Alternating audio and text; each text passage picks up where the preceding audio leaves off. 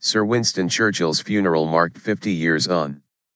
A remembrance service marking the 50th anniversary of Sir Winston Churchill's funeral is taking place at the Houses of Parliament at the start of a day of UK-wide events.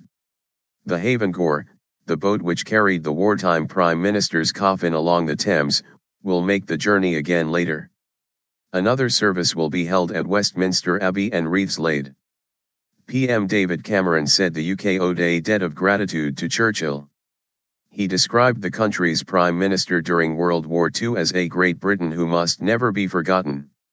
Tower Bridge will be raised at 12:45 GMT as the Havengore repeats its 1965 journey from the Tower of London to Westminster. Once it reaches the waters opposite the Palace of Westminster, there will be special service and wreath-laying in the waters.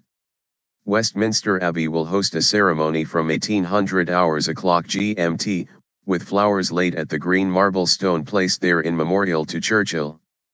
BBC Parliament is broadcasting the BBC's original coverage of the funeral, narrated by Richard Dimbleby, with timings to match those of the day itself. And BBC Archives is live tweeting the funeral. Crowds lining a London street as the coffin of Sir Winston Churchill passes along.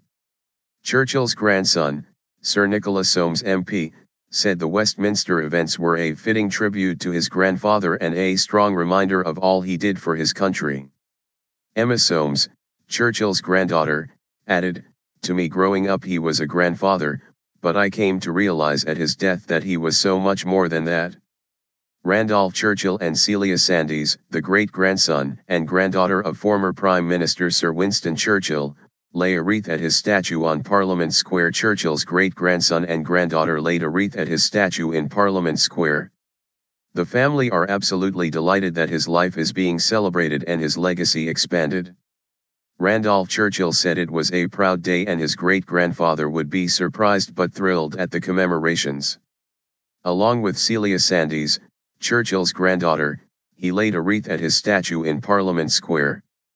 Mr. Cameron, who is attending the remembrance service in Parliament, said the wartime leader's legacy continues to inspire not only the nation whose liberty he saved, but the entire world.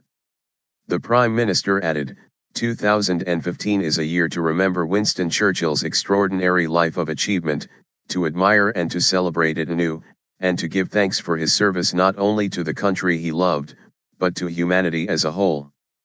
BBC Parliament is broadcasting the BBC's original coverage of the funeral, with timings to match those of the day itself.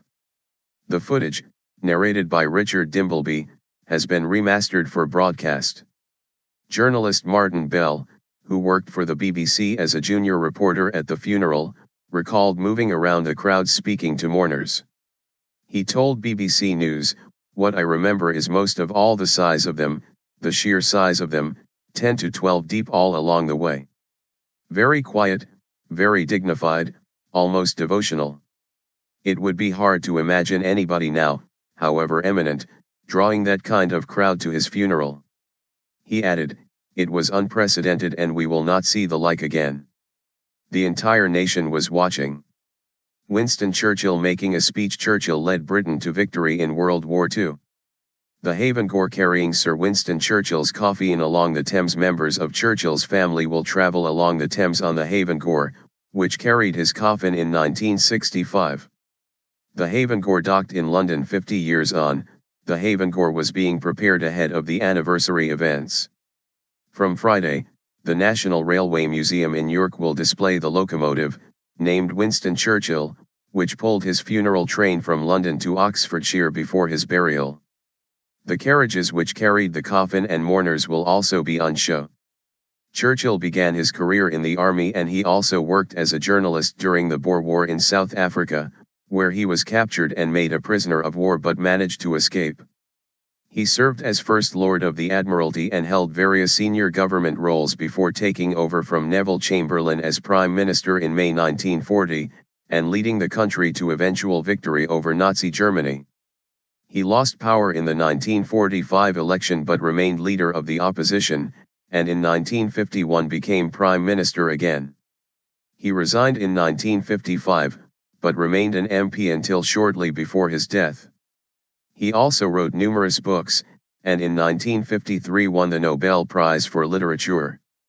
Churchill's grave is in Briton churchyard, near his birthplace of Blenheim Palace in Oxfordshire.